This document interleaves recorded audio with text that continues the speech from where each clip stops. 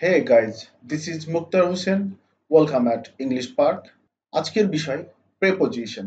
তো চলুন prepositionের সংজ্ঞাটি প্রথমে জেনে নেই। A preposition is a word which is used before a noun or pronoun to express its relationship with some other words in the sentence. For instance, they are going to Dhaka. To is here preposition. He is waiting for me. Here for is a preposition. Preposition দুই category common preposition appropriate preposition common preposition আবার ছয় প্রকার simple preposition compound preposition phrase preposition participle preposition double preposition other preposition preposition of place time and direction common প্রিপোজিশনগুলোর উপরে আমাদের তিনটি পর্ব রয়েছে আজকে আমরা কমেন্ট প্রিপোজিশন পার্ট 2 নিয়ে আলোচনা করব আপনি যদি আমাদের চ্যানেল নতুন ভিউয়ার হয়ে থাকেন তাহলে পরবর্তী পার্টগুলোর জন্য এখনই সাবস্ক্রাইব করে ফেলুন এবং কমন প্রিপোজিশন পার্ট 2 আলোচনার জন্য আমরা কিছুক্ষণের মধ্যেই ফিরছি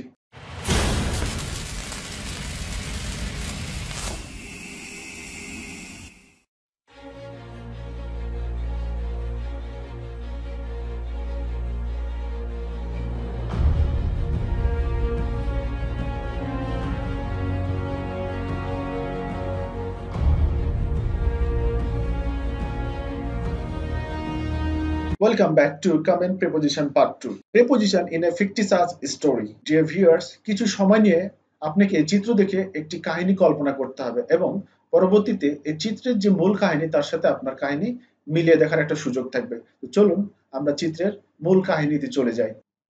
So dear viewers, নিশ্চয়ই আমরা এতক্ষণ চিত্রের ঘটনাটি আমরা নিজেদের মতো করে কল্পনা করেছি।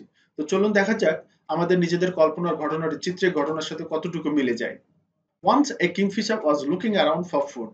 একবার এক মাছরাঙা পাখি খাদ্যের জন্য চারিদিক খোঁজাখুঁজি করছিল। It came across a fish which was before a drain and was about to move across the drain against the current.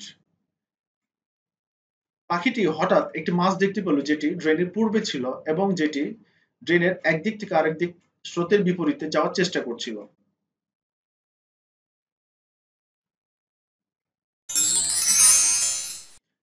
At the same time, the fish also caught sight of the kingfisher. ঠিক একই সময়ে মাছটিও মাছরাঙা পাখিটিকে দেখতে পেল। In panic, the fish went into the drain. আতঙ্কে মাছটি ড্রেনের মধ্যে চলে গেল। The bird came towards the drain and onto the drain to sit on. পাখিটি ড্রেনের উপরের দিকে বসার জন্য ড্রেনের দিকে আসলো। It waited for the fish and walked up on the drain and kept sitting on the drain till the fish coming out. পাখিটি মাছের জন্য অপেক্ষা করলো এবং ড্রেনের উপরে পায়চারি করলো এবং মাছটি ড্রেনের বাইরে আসা পর্যন্ত ড্রেনের উপরে বসে থাকলো। The fish felt comfortable in the drain. মাছটি ড্রেনের মধ্যে আরামদায়ক অনুভব করলো। After a while, a snake followed the fish along the edge of the drain. কিছুক্ষণ পরে একটা সাপ ড্রেনের ধার বরাবর মাছটিকে অনুসরণ করলো। The fish also got the scent of the snake. মাছটিও সাপের উপস্থিতি টের পেল। The fish was in a fix because there was a bird outside and a snake inside. মাছটি কিংকর্তব্য বিমূঢ় হয়ে পড়ল কারণ বাইরের দিকে ছিল পাখি এবং ভিতর দিকে সাপ। When the snake was very near the fish, there was a very little distance between the fish and the snake. যখন সাপটি মাছের খুব কাছাকাছি চলে এসেছিল তখন খুব সামান্য ব্যবধান ছিল মাছ এবং সাপের মধ্যে। At once the fish fled away from the snake. তৎক্ষণাৎ মাছটি সাপের কাছ থেকে পালিয়ে গেল। The fish moved through the water plants. মাছটি পানির উদ্ভিদগুলোর মধ্য দিয়ে সরে পড়ল। Beside the drain, there was a fisherman who cast a net by his hand against the drain, seeing through the situation of the bird's interest on the drain. ড্রেনের পাশে একজন জেলে যিনি তার নিজ হাতে ড্রেনের সাথে একটি জাল পেতে রেখেছিল কারণ ড্রেনের উপরে পাখির আগ্রহের অবস্থা উনি বুঝতে পেরেছিলেন। While moving in a hurry, the fish got stuck in the net. মাছটি যখন তাড়ার সাথে যখন পালাচ্ছিল তখন জালে গিয়ে মাছটি আটকে গেল। When the bird saw the fish in the net out of the drain, the bird jumped off the drain and dived into the net to eat the fish. যখনই পাখিটি মাছটিকে ড্রেনের বাইরে জালের মধ্যে দেখলো, পাখিটি ড্রেন থেকে লাফ দিয়ে জালের মধ্যে ঝাঁপ দিল মাছটিকে খাওয়ার জন্য। পাখিটি মাছটিকে ধরে ফেললো এবং পাখিটিও জালের মধ্যে আটকে গেল। অন্যদিকে সাপটিও পানির উদ্ভিদগুলোর মধ্য দিয়ে পাখি এবং মাছ যেগুলো জালের মধ্যে আটকে ছিল সেই দিকে ছুটছিল।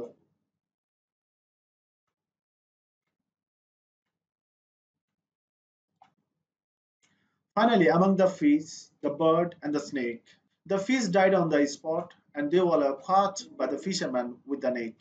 অবশেষে মাছ, পাখি এবং সাপের মধ্যে মাছটি স্পটেই মারা গিয়েছিল এবং সবগুলোকে জেলে তার জালে ধরে ফেলেছিল।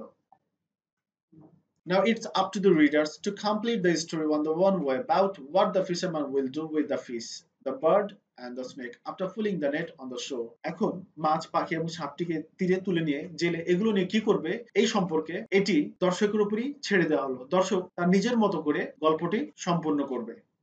ডিয়ার ভিউয়ার্স, কিছুক্ষণ আগে আমরা কমন প্রিপোজিশন নিয়ে আলোচনা করলাম এবং এইখান থেকে আমরা কতটুকু শিখতে পারলাম, কতটুকু বুঝতে পারলাম, এই জন্য এখানে একটা ফিডব্যাকের ব্যবস্থা আছে। আমরা শূন্য স্থানে শুদ্ধ সঠিক প্রিপোজিশনটা বসিয়ে আমরা বাক্যটি সঠিক করার চেষ্টা করব। চলুন আমরা প্রথমে চেষ্টা করে দেখি, তারপরে উত্তরের সাথে মিলিয়ে নিই। পানিতে মাছ সাঁতার কাটে, ফিশ সুইম ইন ওয়াটার। পানিতে আমরা গোসল করি, we bathe or take a bath in water. পানিতে নৌকা ভাসে, বোটস ফ্লোট অন ওয়াটার। নদীর পানিতে সে হাঁটে, he walk through water of the river. পানিতে ময়লা ফেলো না, don't throw waste into water. পানিতে আমার ভয় পাই, I am afraid of water or I fear from water. So dear viewers, আশা করি আজকের প্রিপোজিশন আলোচনা থেকে আমাদের কিছুটা হলে উপকার হবে এবং আপনার উপকার হলেই আমাদের সার্থকতা। পরিশেষে আজকের কমেন্ট প্রিপোজিশন পার্ট 2 নিয়ে আপনাদের কোনো কমেন্টস বা ডিসকাশন থাকলে করতে পারেন।